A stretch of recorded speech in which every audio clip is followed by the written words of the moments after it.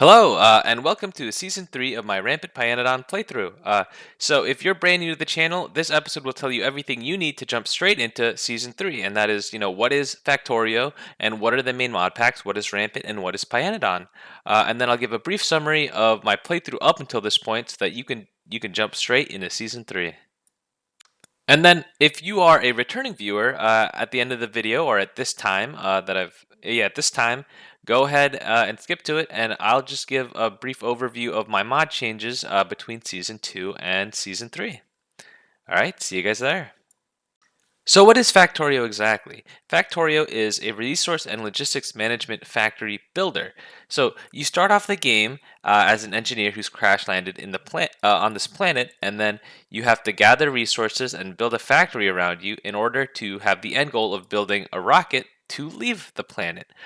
PyMods has altered the win condition a little bit. There's a research that you have to unlock, and we'll go into what research is, and that's actually how you win the game with PyMods.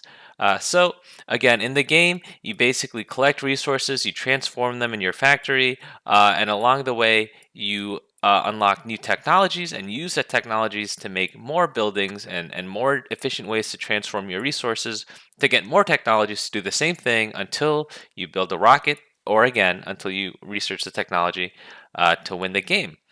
And then while you are doing this, you have biters. These are the enemies. These are the insects that are native to the planet. Are these biters that come and they try to stop you from building your base because you're causing a lot of pollution, and they don't like pollution.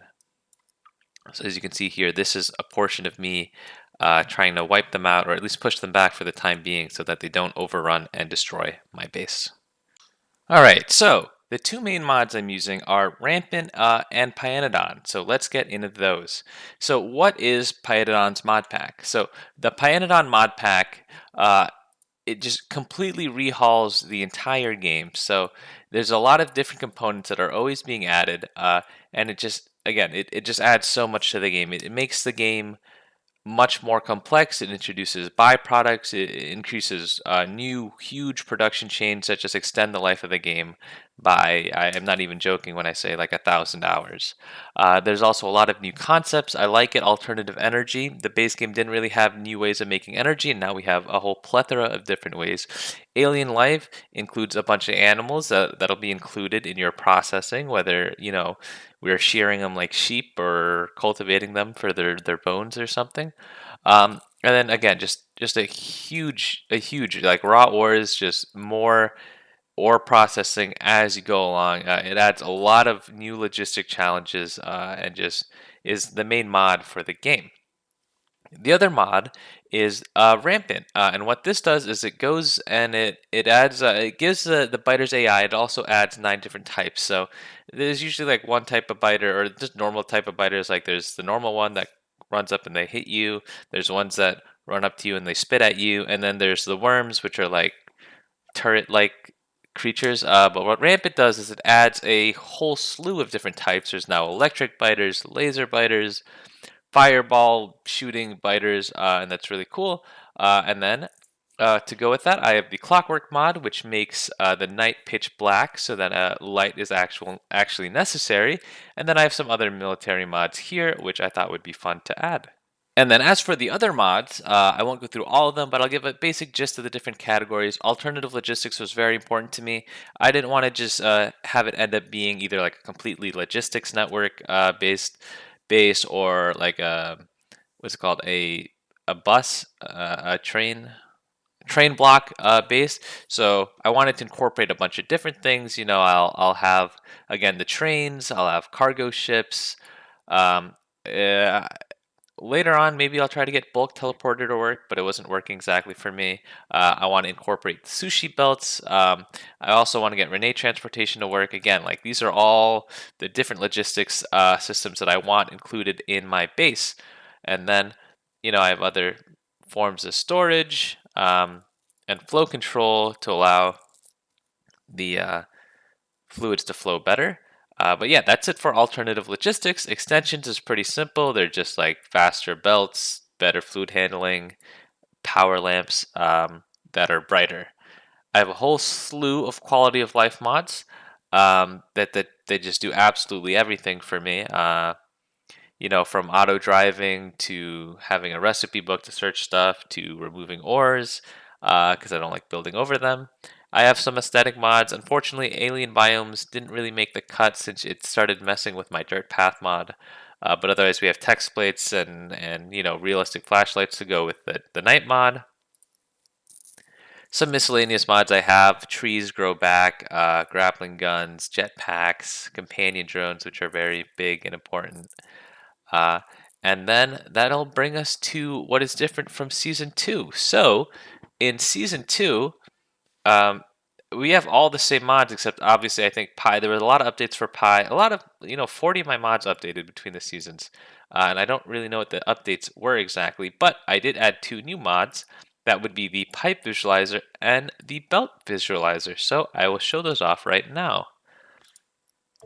So these are very exciting because it's looking to be very handy. So if I could remember what the buttons were, I think it was Control P to show the pipes, which is again super handy. I'm able to see what color, like the single color shows where everything goes, so I can make sure I can just follow it from a distance. And I'll get rid of that. Control P, I think. And then if I do Control Shift P, it toggles when I hover over one. So this is also extremely useful. And then along the same line, I have one for belts. So I think I just pressed H over a belt. Yep. Shows exactly where it'll go. Unfortunately, because I have fake splitters, it seems like it does get cut off every time it encounters one of those fake splitters. But it also works with half a belt. So if we go over to where we have a half belt, which I don't know where we have one, so I'll just make one for now. If we press H here, we can see that, yep, this continues up there. And then if we do Control H, yep, right there, and we can see that one stops there. So this will be helpful, very helpful in quickly finding and troubleshooting paths in our base. And those are the 2 main mod updates. So a big part of my series are 2 external tools that I use. One of them being the time-lapse map here, as you saw me playing around early in the game, earlier in the video, I mean, and also my visual planner. And let me go ahead and explain those. This is what I use to plan our base. This is my roadmap, my visual roadmap. This visual roadmap helps me plan out what I'm doing and helps to keep me organized and to show off what exactly I'm doing so that you guys know what I'm working on and so that I know what I'm working on. So you'll see this pulled up several times during the season. So this is my time-lapse map. I take a photo once every hour so that I can see the map over time. And this is very helpful for the end of the season when I do my time-lapse map base tour through time. So in season 1, we unlocked the automation science pack. That is this science pack right here that allowed us to unlock all these new different technologies.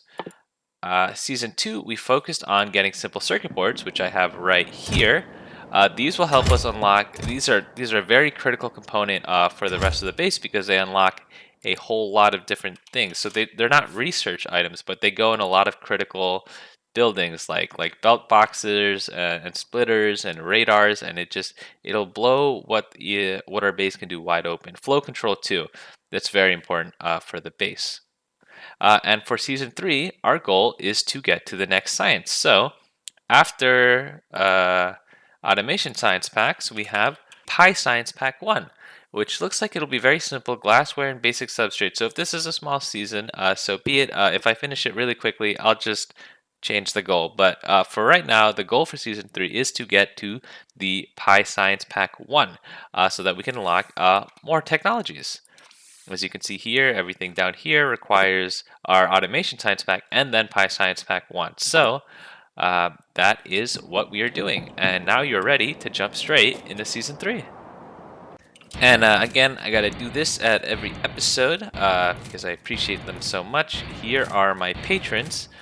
Right over here, when you sign up to be a patron, you can be immortalized in the game. And here are my patrons, John Boy, and here is Ema. So thank you guys again.